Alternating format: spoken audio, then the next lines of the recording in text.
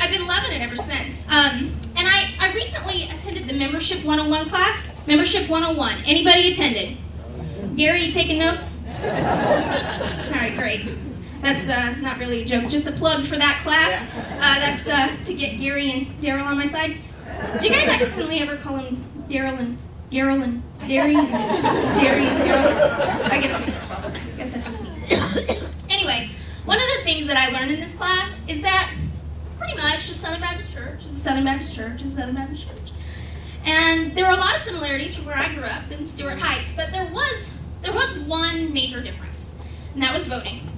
And I was actually very pleasantly surprised because at my home church we voted on everything.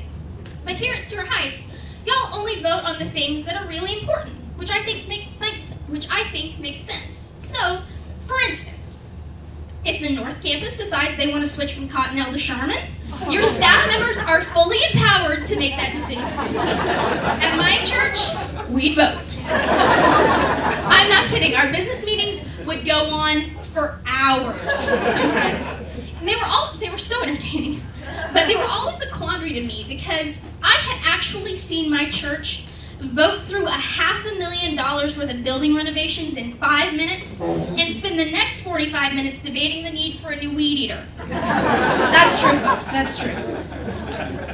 Now, one thing that my church did take very seriously, as they well should, was voting in new deacons. And a couple of years ago, my father got nominated as a deacon in my church. I was so proud. And, you know, my dad is a great man. He's a great speaker, a great leader, and really one of the greatest guys I know. But unfortunately, his work schedule requires him to travel a lot. So there were some reservations in the congregation as to whether or not he'd have enough time to fulfill his deaconly duties. But they nominated him anyway, and my mom was excited. And there were 3 weeks between the nomination and the vote.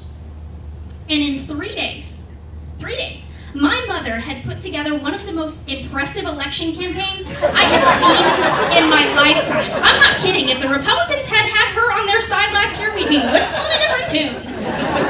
But she had volunteers. They were making phone calls. She was sending coconut cream pies to the undecided families. She was running a grandchild sweatshop out of the basement. They were cranking out like 5 or 6 yard signs an hour. And it was impressive.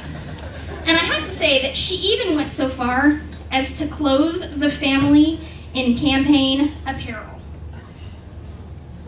Dow for Deacon, folks. Dow for Deacon. I know. She is a wonderful woman. And in the midst of all of this, I thought to myself, what is happening here? I mean, I understand her supporting Dad, but it was just a lot of hoopla. And so I said, hey, Mom, can I talk to you for a second? She's like, well, I got pies in the oven. I'm like, well, it's just going to take a couple of minutes. So I sat her down and I said, Mom, I understand you supporting Dad, but with his travel schedule the way it is, I just don't understand why you're going to these great lengths. I mean, why are you so adamant that Dad become a deacon? She gets real quiet. This shameful grin spreads across her face. She says to me, Sarah, I've always wanted to sleep with a deacon.